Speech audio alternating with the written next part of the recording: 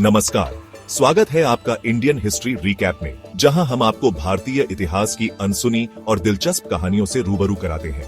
अगर आपको इतिहास में रुचि है और आप अपने अतीत को जानना चाहते हैं, तो यह चैनल आपके लिए है।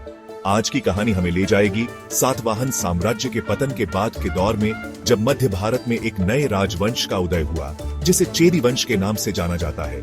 तो आइए इस रोचक यात्रा की शुरुआत करते हैं। एक समय की बात है जब सातवाहन साम्राज्य का सूर्य अस्त हो चुका था। उनके शासन के पतन के बाद भारत के कई हिस्सों में छोटे छोटे राजवंशों का उदय हुआ। उन्हीं में से एक था चेदी वंश, जो मध्य भारत के नर्मदा नदी के आसपास के क्षेत्रों में उभरा।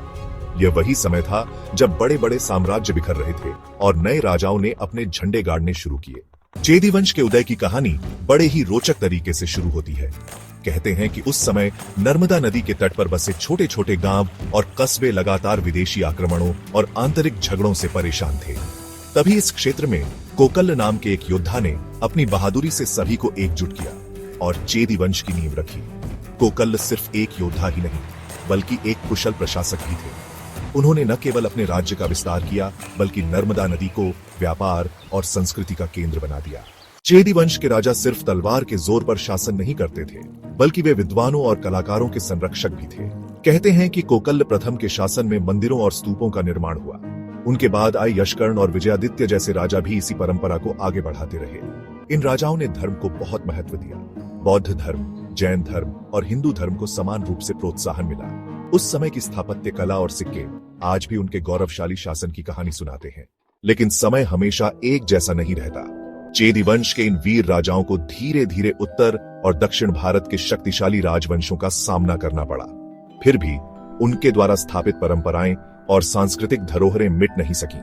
आज जब हम इतिहास के पन्ने पलटते हैं, तो चेदी वंश की यह कहानी हमें यह सिखाती है कि एक छोटे से राज्य ने भी भारतीय संस्कृति में कितना बड़ा योगदान दिया। उनके संघर्ष, उनकी कला और उनका प्रशासन यह बताते हैं कि चाहे समय कितना भी कठिन क्यों न हो, अगर इरादे मजबूत हों तो कुछ भी संभव है।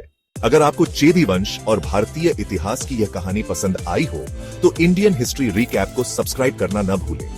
यहाँ हम आपके लिए भारतीय इतिहास की ऐसी ही अनसुनी और दिलचस्प कहानियां लेकर आते हैं।